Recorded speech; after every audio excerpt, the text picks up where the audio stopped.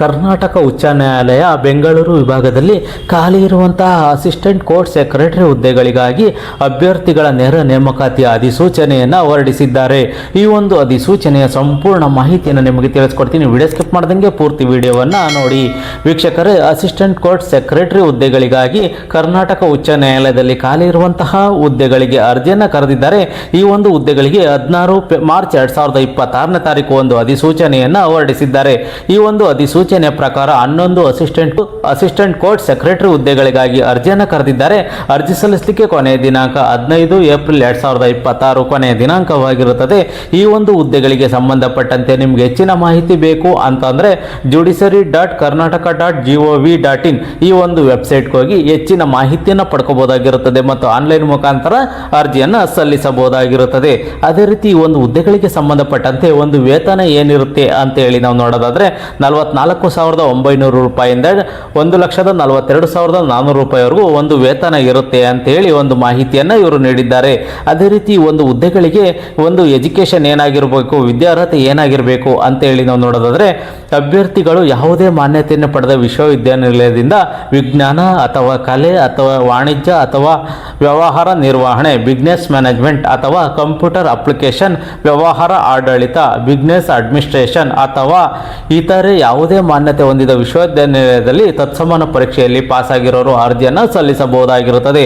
ಅದೇ ರೀತಿ ಕರ್ನಾಟಕ ಪ್ರೌಢ ಶಿಕ್ಷಣ ಪರೀಕ್ಷಾ ಮಂಡಳಿ ಅಥವಾ ಇತರ ಮಾನ್ಯತೆ ಹೊಂದಿರುವ ಮಂಡಳಿಯು ನಡೆಸುವ ಆಂಗ್ಲ ಶೀಘ್ರ ಲಿಪಿ ಪ್ರೌಢ ದರ್ಜೆ ಅಥವಾ ಆಂಗ್ಲ ಶೀಘ್ರ ಲಿಪಿ ಪ್ರೊಫೆಷನಿಷನ್ಸ್ ಅಥವಾ ಬೆರಳಚ್ಚು ಪ್ರೌಢ ದರ್ಜೆ ಪರೀಕ್ಷೆಯನ್ನು ಉತ್ತೀರ್ಣರಾಗಿರಬೇಕು.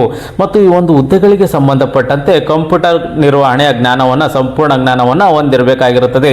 ಮತ್ತು ಈ ಒಂದು ಹುದ್ದೆಗಳಿಗೆ ಸಂಬಂಧಪಟ್ಟಂತೆ ವಯೋಮಿತಿ ಏನಿರುತ್ತೆ ಅಂತ ಹೇಳಿ ನಾವು ನೋಡೋದಾದ್ರೆ ಸಾಮಾನ್ಯ ಅಭ್ಯರ್ಥಿಗಳು 40 ವರ್ಷದೊಳಗಡೆ ಇರೋರು ಈ ಒಂದು ಹುದ್ದೆಗೆ ಅರ್ಜಿಯನ್ನು ಸಲ್ಲಿಸಬಹುದಾಗಿರುತ್ತದೆ. ಇತರೆ ಹಿಂದುಳಿದ ವರ್ಗಗಳ ಪ್ರವರ್ಗ 2A 2B 3A 3B ಅಭ್ಯರ್ಥಿಗಳು 43 ವರ್ಷದೊಳಗಡೆ ಇರೋರು ಈ ಒಂದು ಹುದ್ದೆಗೆ ಅರ್ಜಿಯನ್ನು ಸಲ್ಲಿಸಬಹುದಾಗಿರುತ್ತದೆ. ಪರಿಷ್ಠ ಜಾತಿ ಪರಿಷ್ಠ ಪಂಗಡ ಅಥವಾ ಇತರೆ ಹಿಂದುಳಿದ ವರ್ಗಕ್ಕೆ ಸೇರಿದ ಪ್ರವರ್ಗ 1 ಅಭ್ಯರ್ಥಿಗಳು 45 ವರ್ಷದೊಳಗಡೆ ಇರೋರು ಈ ಒಂದು ಹುದ್ದೆಗೆ ಅರ್ಜಿಯನ್ನು ಸಲ್ಲಿಸಬಹುದಾಗಿರುತ್ತದೆ.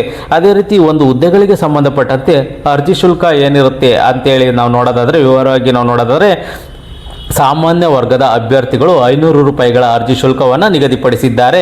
ಅದೇ ರೀತಿ ಇತರೆ ಹಿಂದುಳಿದ ವರ್ಗಗಳು 2A 2B 3A 3B ಅಭ್ಯರ್ಥಿಗಳಿಗೆ 500 ರೂಪಾಯಿಗಳ ಒಂದು ಅರ್ಜಿ ಶುಲ್ಕವನ್ನು ನಿಗದಿಪಡಿಸಿದ್ದಾರೆ.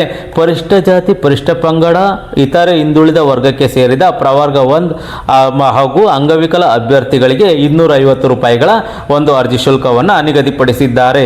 ಈ ಒಂದು ಹುದ್ದೆಗಳಿಗೆ ಸಂಬಂಧಪಟ್ಟಂತೆ ಹೆಚ್ಚಿನ ಮಾಹಿತಿಗೆ judiciary.karnataka.gov.in ಈ ಒಂದು ವೆಬ್ಸೈಟ್ಗೆ ಹೋಗಿ ಹೆಚ್ಚಿನ ಮಾಹಿತಿಯನ್ನು ನೀವು ಪಡ್ಕೋಬಹುದಾಗಿರುತ್ತದೆ.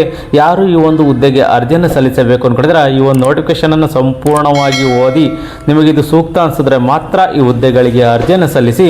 ಈ ಒಂದು ಮಾಹಿತಿ ನಿಮಗೆ ಇಷ್ಟವಾದರೆ ಸಬ್ಸ್ಕ್ರೈಬ್ ಮಾಡಿ, ಶೇರ್ ಮಾಡಿ, ಲೈಕ್ ಮಾಡಿ.